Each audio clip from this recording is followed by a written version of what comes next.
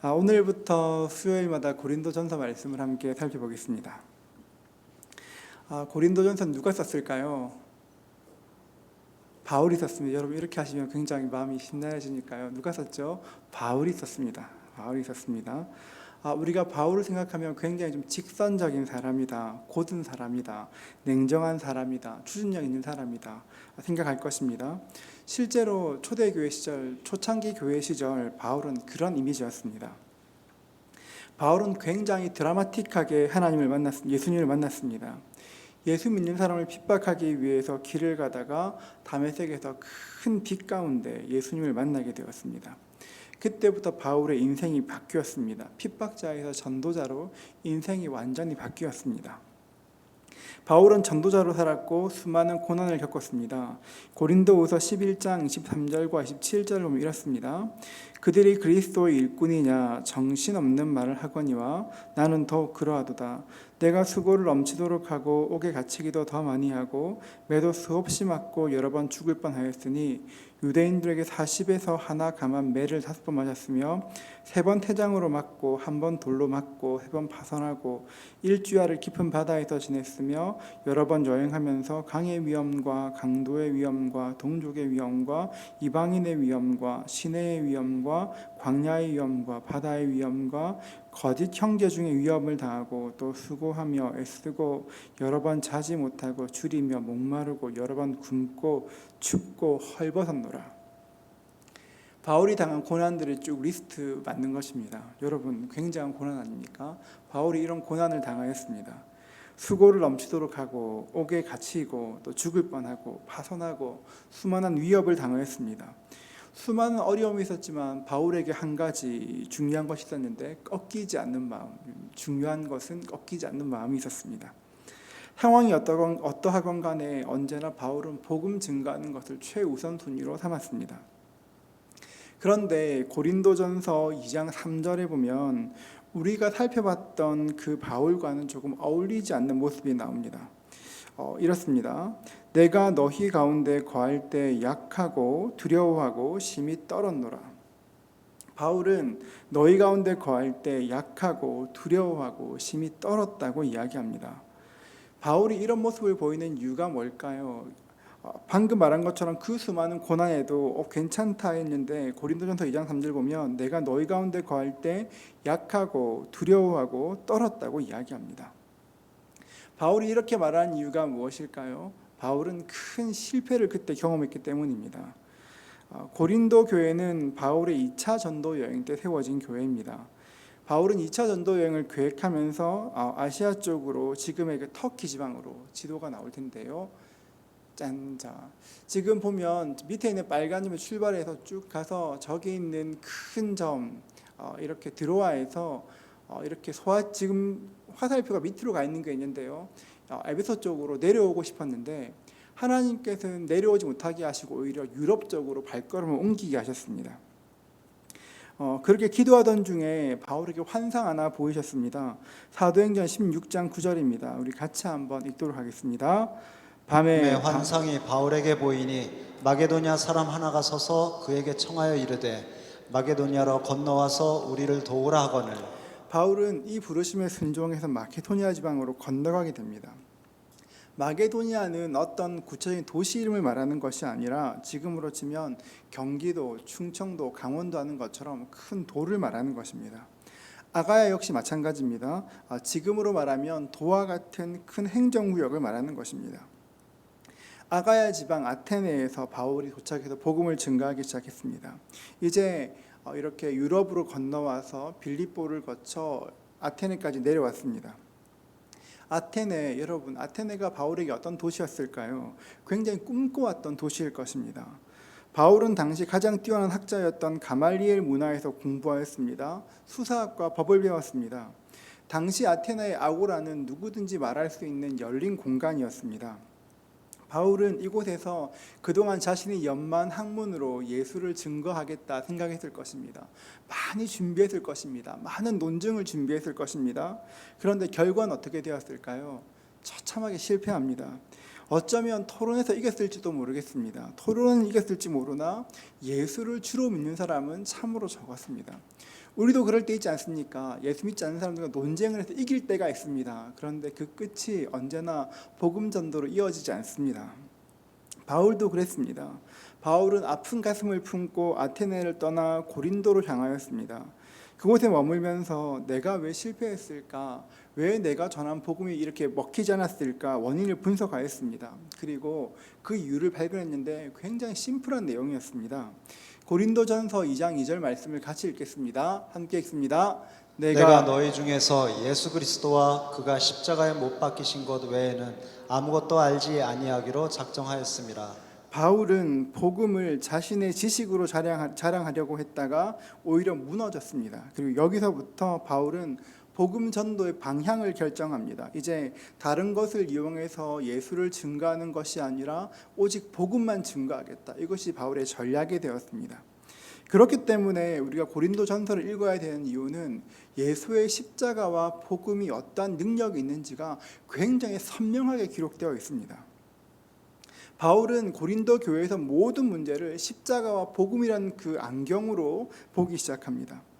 바울이 고린도 교회를 떠났습니다. 크게 부흥했습니다. 바울이 고린도에 사역할 동안에 큰 부흥이 있었습니다. 그런데 그 뒤에 여러 문제도 있었습니다. 고린도에 분쟁의 문제가 있었습니다. 왜 교회에 분쟁의 문제가 있었을까요? 바울은 성도들 사이에 복음이 사라졌기 때문에 분쟁이 있다 진단합니다. 성도들이 음행을 벌이면서도 부끄러워하지 않았습니다. 왜 그랬습니까? 복음을 몰라서 복음을 오해했기 때문에 그렇습니다. 바울은 이처럼 모든 것을 복음이라는 관점, 십자가라는 관점을 가지고 모든 상황들을 봅니다. 그런 의미에서 고린도전서는 그 말씀 전체가 어떻게 보면 전체가 하나하나 케이스 스터디와 같습니다. 하나하나 구체적으로 어떻게 복음을 내 삶에 대입시켜야 할까를 말하는 것과 같습니다. 우리도 마찬가지입니다. 우리 인생에 다양한 문제들이 있지만 우리가 해야 될 것이 무엇입니까? 십자가를 통해서 우리 인생의 문제를 들여다보는 것입니다. 내 인생에 문제가 있을 때, 풀어야 될 문제가 있을 때 그 문제를 문제로 대하는 것이 아니라 예수의 십자가를 어떻게 볼 수 있을까 보는 순간 그 문제에 대한 전혀 다른 답들이 보이기 시작하는 것입니다. 그렇기 때문에 고린도전서를 공부하는 것은 우리가 어떻게 살아야 될지에 대한 굉장히 좋은 답들이 생기기 시작할 것입니다.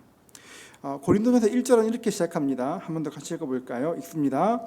하나님의 뜻을 따라 그리스도 예수의 사도로 부르심을 받은 바울과 형제 소스데네는 이 말씀에 1절에 두 명의 이름이 나옵니다. 한 사람 누구일까요? 바울이고요. 또 한 사람 누굽니까? 소스데네입니다. 바울은 고린도 교회 설립자입니다. 그런데 그럼에도 불구하고 세상 편지를 쓰면서 내가 사도다 이렇게 이야기합니다. 바울이 내가 사도임을 이야기하는 이유가 무엇일까요? 고린도전서를 읽다 보면 나오겠지만 당시 고린도 교회에는 바울이 세웠음에도 불구하고 바울의 사도권을 의심하는 사람들이 많았기 때문에 그렇습니다. 그래서 말씀을 시작하면서 나는 예수께서 친히 사도로 부른 사람이다 이야기합니다. 그도 그럴 것이 바울은 스데반을 살해할 때 사실은 주동자였습니다. 옷을 그 발 앞에 둔다 그 말의 의미가 그 일의 주동자라는 의미입니다. 바울은 스데반을 죽일 때 주동하였습니다. 그 당시 교회 공동체에 바울에 대한 소문이 얼마나 바울이 위험한 사람인지 그 소문이 파다 있을 것입니다. 그런 사람이 예수 믿는 사람을 잡으러 가는 그 길에 예수를 만나게 되었습니다. 그리고 예수를 만난 직후에 바울은 아라비아 사막에 들어가서 3년 동안 기도하며 묵상했습니다. 그런데 사람들이 그 말을 좀처럼 믿지 않았습니다. 정말 그럴까? 정말 그 사람이 그랬을까? 좀처럼 믿지 않았습니다. 이미 이때는 1차 전도행이 끝났을 때입니다. 안디옥 교회 파송을 받아 복음을 전하고 있었지만 핍박자라는 꼬리표는 바울에게 계속 붙어 있었습니다. 사람들은 늘 바울을 경계했습니다. 그래서 바울은 언제나 내가 예수님께서 부르신 사도이다 하는 것들을 스스로 말해야 했습니다. 몇 년 전에 조폭으로 굉장히 이름을 날리다가 조직폭력배의 두목으로 이름을 날리다가 뒤늦게 회심하고 목회자가 된 사람이 있었습니다. 그리고 그쯤에 언론에 별로 좋지 않은 전력으로 이렇게 있었던 사람, 고문 기술자로 이렇게 악명 높은 사람이 목사가 된 경우도 있었습니다. 여러분 어떨까요, 여러분? 이런 사람들도 사실은 하나님께서 자신이 부르셨으면 변호해야 될 필요가 있습니다. 그런데 안타깝게도 많은 사람들이 그런 사람들이 목사라 이야기했지만 많은 사람들이 삶으로 자신이 받은 부르심을 증명하지 못하였습니다. 오히려 그 후에도 하나님의 이름을 더럽혔습니다. 그러니까 당연히 그들의 전하는 말씀에도 권위가 없고 신뢰도 없었습니다. 사도라는 것을 인정받기 위해서 바울은 이 사람들처럼 굉장히 고통스러운 시간을 지나야 했을 것입니다. 바울이 등장하고 또 한 사람이 등장합니다. 누가 등장합니까? 소스테네입니다. 여러분 혹시 소스테네라는 사람이 어디에서 나왔는지 아십니까, 여러분? 네, 사도행전 18장에 나옵니다. 우리 같이 한번 읽어볼까요? 사도행전 18장 17절. 모든 사람이 회당장 소스데네를 잡아 법정 앞에서 때리되 갈리오가 이 일을 상관하지 아니하니라. 소스테네는 사도행전 18장에 나왔던 고린도의 회당장입니다. 지금 고린도 전서인데 고린도의 회당장이었습니다. 그런데 바울이 지금 소스테네를 어떻게 부르냐면 형제라고 부릅니다. 형제 소스테네라고 부릅니다. 사도행전 18장에서 소스테네의 행적을 보면 바울이 이 사람을 형제라 부르는 것이 이해가 안 됩니다. 사도행전 18장 12절입니다.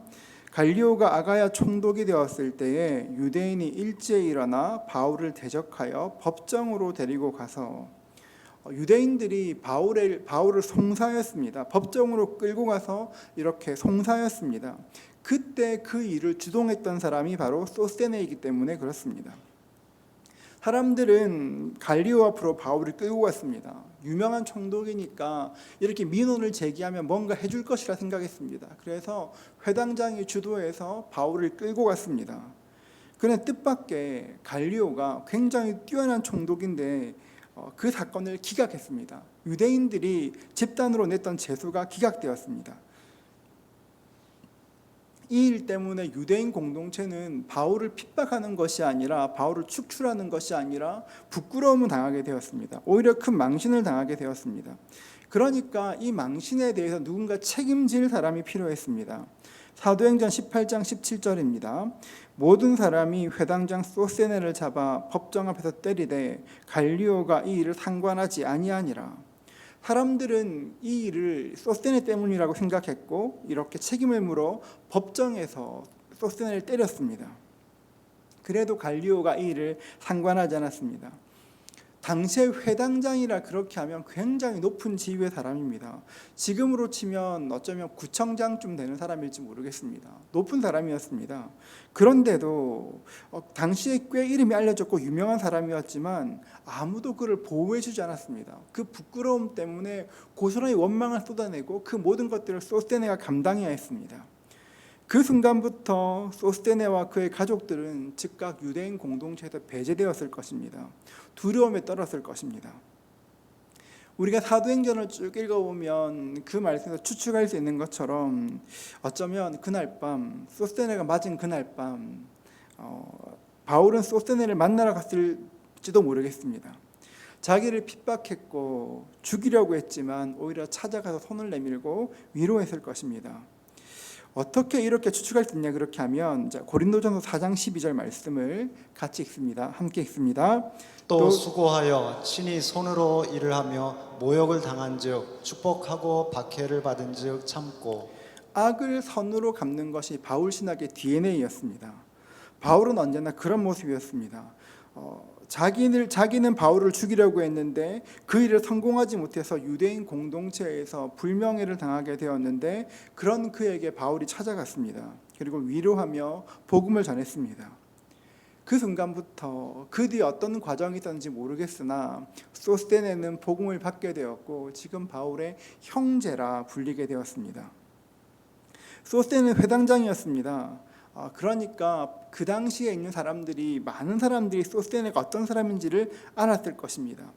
소스테네는 고린도에 있는 여러 사정들도 알았을 것이고 도시 안에 어떤 정치적 이슈가 있는지 경제적 상황은 어떤지 교회는 어떤지 잘 알았을 것입니다. 고린도 전서라는 말이 바울이 고린도에 보낸 편지 아닙니까?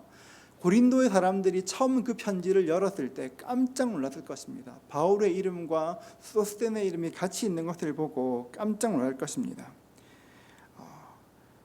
바울도 핍박자였지만 소스테네도 핍박자였습니다. 그런데 오히려 그런 핍박자를 복음 안에서 형제로, 복음 증거자로 바꾸신 그 은혜에 참으로 놀랐을 것입니다. 여러분, 핍박자였던 바울이, 핍박자였던 소스테네가 어떻게 하나님의 사람으로 바뀔 수 있었을까요? 하나님을 핍박했던 그 사람들이 어떻게 하나님의 사람으로 바뀔 수 있었을까요? 그 이유가 1절에 기록되어 있는데 한 번 더 읽겠습니다. 1절입니다. 하나님의 뜻을 따라 그리스도 예수의 사도로 부르심을 받은 바울과 형제 소스데네는 하나님께서 부르셨기 때문에 그런 것입니다. 저는 그 부르심이라는 단어를 굉장히 좋아합니다. 부르심이라는 이 단어에 주권이 담겨 있습니다. 우리가 잘해서 부르신 것이 아닙니다. 아브라함이 그랬던 것처럼 어떤 조건이 좋아서 내가 괜찮은 사람이라 주님께서 부르신 것이 아닙니다. 우리 어떠함과 상관없이 하나님께서 은혜로 불러주셨습니다. 일방적인 선택입니다. 하나님이 모세를 부르셨습니다. 모세가 특별한 사람이라 그런 것이 아니라 하나님이 지명하여 부르셨습니다. 하나님이 사무엘을 부르셨습니다. 우리가 보기에 아브라함이나 모세나 사무엘이나 다 특별한 사람처럼 보이지만 원래 그들이 특별해서 부른 것이 아니라 하나님의 부르심 안에서 특별해진 것이지 그 사람들이 원래부터 그런 사람 아니었습니다. 부르심은 하나님께서 주도하시는 일입니다. 하나님께서 바울을, 핍박자였던 바울을 부르셨고 핍박자였던 소스를 불러주셔서 그 자리에 복음 증거자로 만들어주신 것입니다. 2절을 보면 또 이렇습니다. 같이 읽습니다. 고린도에 있는 하나님의 교회 곧 그리스도 예수 안에서 거룩하여지고 성도라 부르심을 받은 자들과 또 각처에서 우리의 주 곧 그들과 우리의 주 되신 예수 그리스도의 이름을 부르는 모든 자들에게. 여러분 보십시오. 보면 그 두 번째 줄에 부르심 받은 자 이 말이 있는데요. 바울은 하나님께서 자신과 소스테네를 부르셨다 말씀하셨고 또한 말하기를 너희도 성도로 불렀다고 말씀하십니다. 그러니까 우리도 부르셨다는 것입니다. 바울은 에베소서에 보면 경륜이라는 단어를 사용합니다. 우리가 부름받은 것은 하나님의 부르심이 있었고 하나님의 경륜이 있었습니다. 하나님이 우리를 부르시기 위해서 이렇게 저렇게 준비하시고 오늘 우리를 이 자리에 있게 하신 것입니다. 그것이 하나님이십니다. 하나님께서 우리를 불러주셨습니다. 우리는 죄인이었는데 불러주셨습니다. 근데 단순히 부르심에서 그치는 것이 아니라 어떻게 부르셨냐면 우리를 성도라 부르셨습니다. 성도라 부르셨습니다. 하나님이 우리를 부를 때 성도다, 거룩하다 불러주셨습니다. 2절을 시작하면서 다시 한번 2절을 보면 고린도에 있는 하나님의 교회라고 이야기합니다. 고린도에 있는 하나님의 교회. 우리가 보기에는 뭐 그냥 괜찮은 말, 뭐 아무렇지도 않은 말이지만 그 당시 사람들에게는 고린도에 있는 하나님의 교회란 말이 굉장히 이상했을 것입니다. 왜냐하면 이게 굉장히 아이러니입니다. 왜냐 그러면 고린도라는 단어와 하나님이란 말이 어울리지 않기 때문에 그렇습니다. 얼마 전에 인터넷 뉴스를 보았습니다. 다음 달부터 25세부터 35세까지의 영국 남자들은 네덜란드 방문이 제한된다고 합니다. 네덜란드는 이렇게 매춘과 대마초가 합법화되어 있습니다. 그러니까 전 유럽의 남자들이, 특별히 영국 남자들이 총각 파티를 위해서 거기에 몰려들고 온갖 소란이 일어나니까 이제 출입을 금하겠다는 것입니다. 이런 조치를 보고 영국 남자들은 차별이라 말하고 또 한편으로는 암스테르담은 원래 그런 도시 아니냐고, 원래 그런 거 하려, 그런 이렇게 마약을 하고 그런 것을 위해 가는 도시가 아니냐고 말하는 것입니다. 그 인터뷰를 봐도 그렇습니다. 어떤 사람의 인터뷰가 이렇습니다. 암스테르담에 가는 이유에 암스테르담에 가는 남자들 19은 그런 목적으로 가는 것인데 왜 유난 떠는지 모르겠다. 돈을 안 쓰는 것도 아닌지 왜 그런지 모르겠다. 이런 인터뷰가 있었습니다. 제가 이 뉴스를 보다가 고린도가 생각났습니다. 고린도의 주시는 비너스입니다. 지금 고린도에 가면 산 위쪽으로 구 고린도가 있고 이렇게 평지 쪽으로 신 고린도가 있습니다. 지금 산 위에 있는 구 고린도 쪽에 가보면 신전 건물들이 가득하고 그 방을 중심으로 그 신전을 중심으로 종교를 빙자한 매춘을 했던 흔적들이 가득합니다. 사람들이 고린도에 가는 이유가 아까 이렇게 암스테르담처럼 비슷한 이유였습니다. 그래서 누군가가 고린도인이라 부르면, 코린티안이라 부르면 방탕한 사람, 동성연애자, 성매매하는 사람, 창녀, 포주를 뜻하는 말이었습니다. 이것이 지중해 사람들의 일반적인 고린도에 대한 인식이었습니다. 그런데 보십시오. 고린도에 있는 그런 도시인데, 그런 도시에 있는 하나님의 교회라 부릅니다. 이게 어떤 느낌이냐면 북한에 있는 민주주의, 이런 느낌입니다. 굉장히 어울리지 않는 말이었습니다.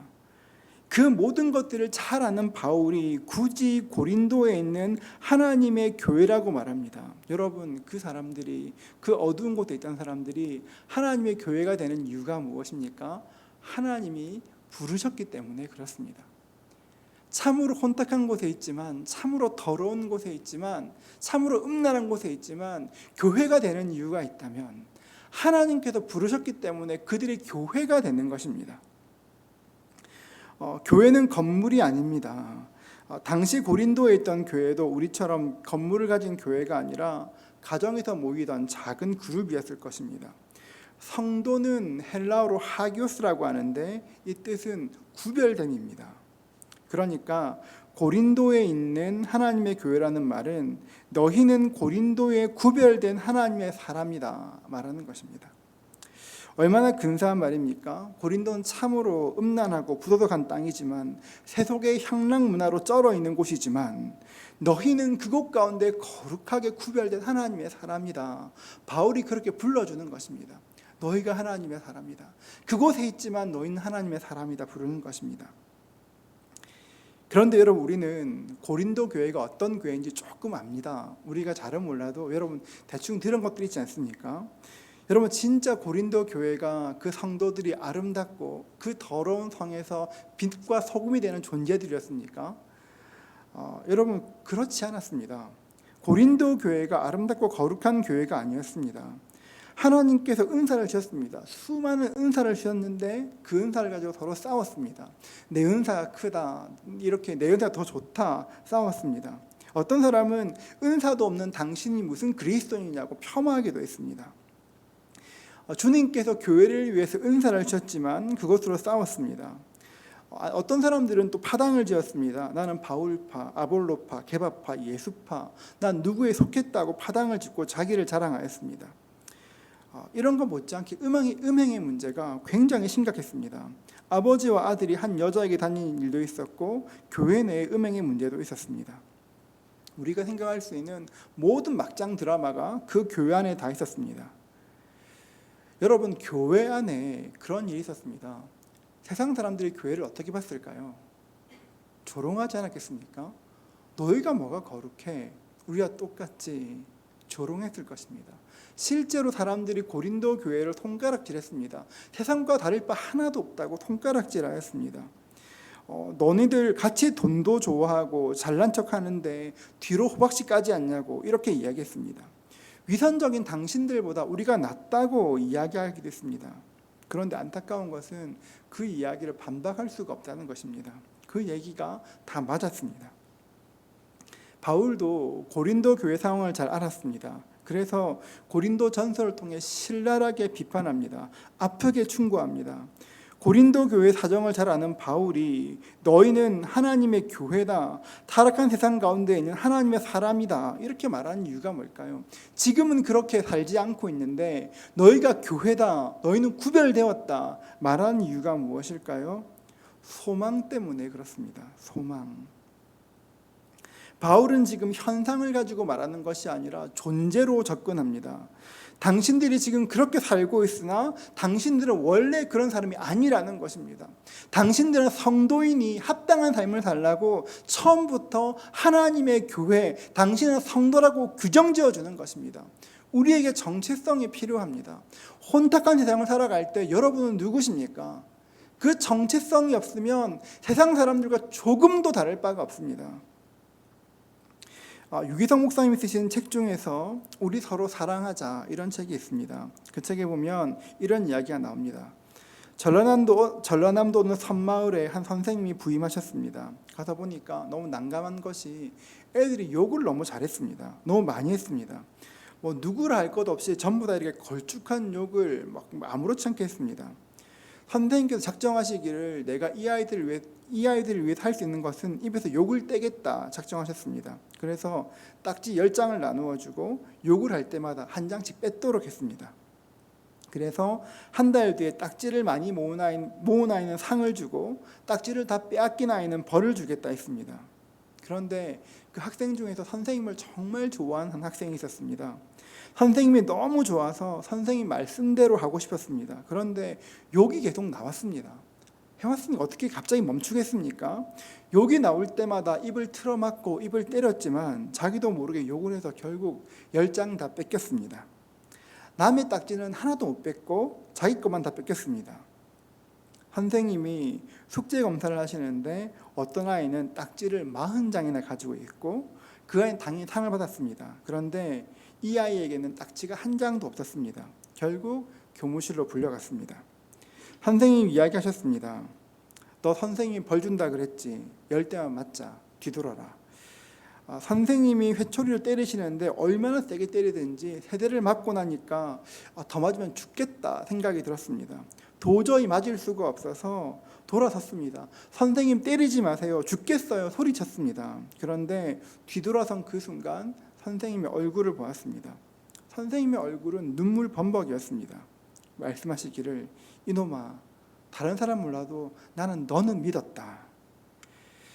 이 아이는 다시 돌아서서 선생님이 그냥 계속 때리세요. 때려달라고 부탁했습니다. 그리고 7대를 더 맞았는데 하나도 아프지 않았습니다. 그 아이는 교실로 돌아가 책상에서 펑펑 울었습니다. 그리고 마음에 결심했습니다. 나는 커서 저 선생님 같은 선생님이 될 거야. 학생을 욕한 것 때문에 진심으로 슬퍼하면서 우는 선생님의 얼굴이 아이의 인생을 바꾸었습니다. 그 욕했던 섬마을 아이가 누구냐면 지금 크리스천 치유상담연구소의 원장이신 정태기 목사님이십니다. 선생님의 울음으로 한 아이의 인생이 바뀌었다면 예수께서 우리 안에 계시고 우리를 성도로 부르시고 아파하시는 예수님이 계신데 어떻게 우리 인생이 그대로일 수 있겠습니까? 세상은 그렇죠, 여러분. 예수 믿는 사람으로 사는데 세상이 만만치 않죠, 여러분. 음란하죠. 파괴적이고 힘듭니다, 여러분. 속이고 속는 세상입니다. 그런데 예수님을 생각한다면 우리가 어떻게 세상 사람과 똑같이 살 수 있겠습니까?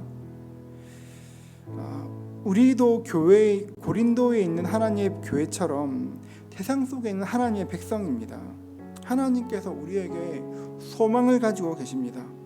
지금 고린도는 악하지만 너희도 죄를 짓고 있지만 너희는 구별될 것이고 너희를 통해 하나님 나라가 이루어질 것이다 말씀하시는 것입니다. 그래서 내가 너희를 불렀다 말씀하시는 것입니다. 여러분, 하나님의 부르심을 기억하실 수 있기를 축복합니다. 여러분이 지금 예수 믿는 것, 지금 미래교회에 있는 것, 여러분이 발로 걸어온 것이 아니라 하나님이 부르셨습니다. 바울처럼 소스테네처럼 우리는 하나님 마음을 아프게 했던 사람들이었지만 하나님께서 불러오셨습니다. 그리고 지금 우리의 현상을 보고 있는 것이 아니라 우리의 미래를 보고 우리의 나중을 보고 너 참 거룩하다 말씀하시는 것입니다. 사랑하는 성도 여러분, 우리 모두에게 거룩한 그 은혜가 있기를 축복합니다. 여러분, 거룩한 은혜를 사모하십시오. 세상과 구별됨, 세상과 다른 인생을 살아보십시오. 우리 안에 계신 성령님께서 그렇게 살도록 도와주실 것입니다. 우리 모두가 이 은혜로 충만해지는 저와 여러분 되시기를 주의 이름으로 축복합니다.